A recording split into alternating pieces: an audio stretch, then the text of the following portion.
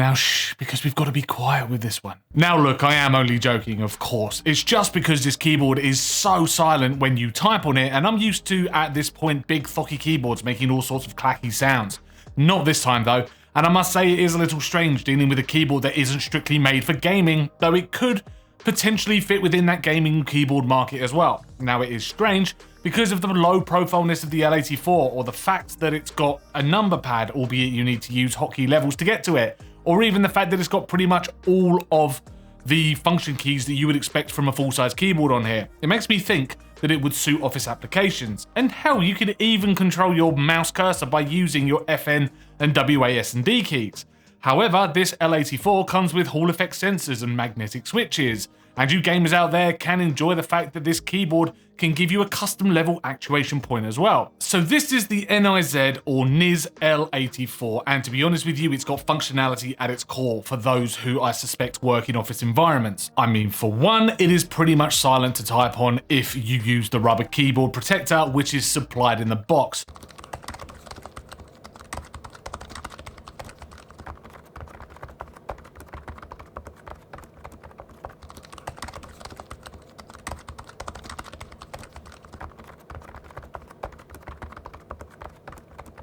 Now the keys are really nice and low profile, and it is super sensitive to type on with a 30 gram force, and it takes no effort at all to use, though this can also be increased to 45 gram force if needed using a coiled spring.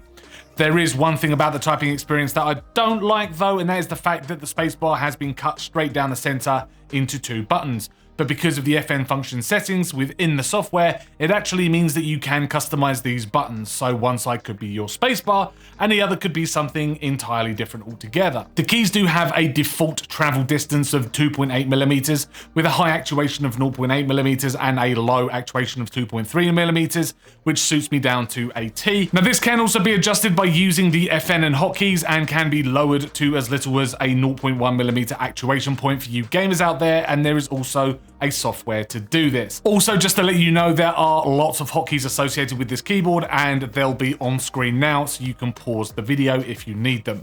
Also, here is a run through of the software itself. So the actual L84 programming software is relatively easy to use.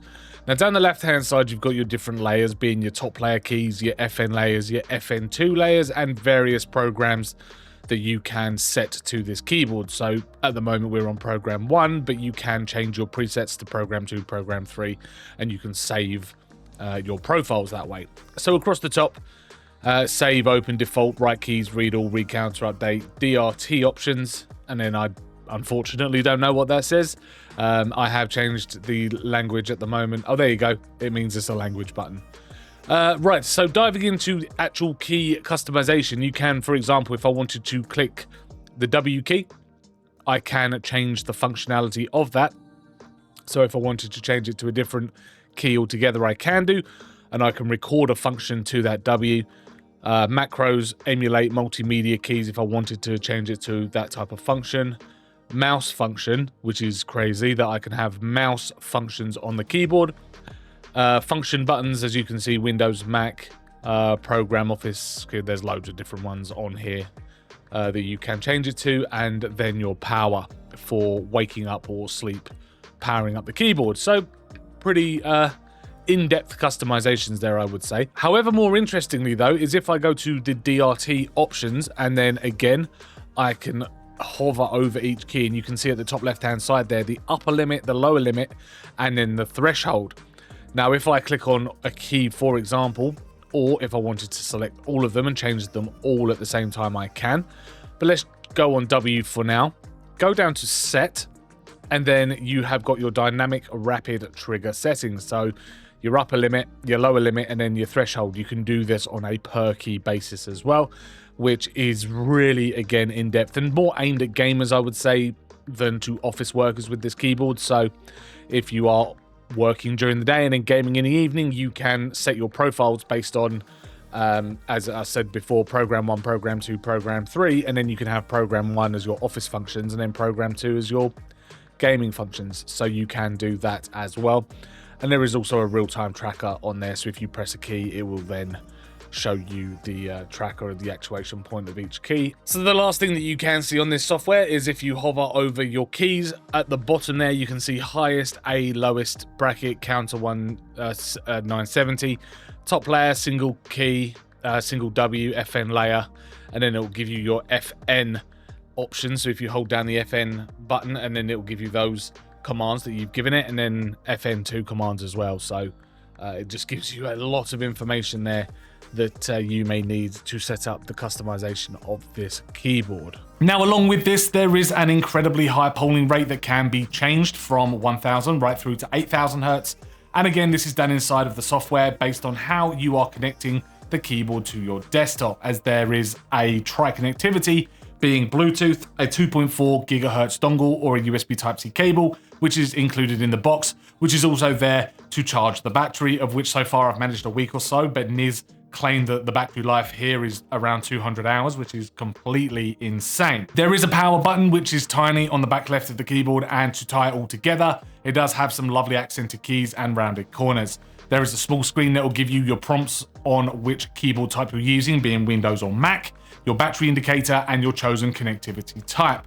It's all pretty simple stuff, but really nice and effective. Now, what is crazy though is the fact that it can connect up to 7 devices wirelessly, so you can seamlessly use your keyboard between each device thanks to its Bluetooth 5.2 connection, and then also you've got your wired connection and 2.4 gigahertz dongle.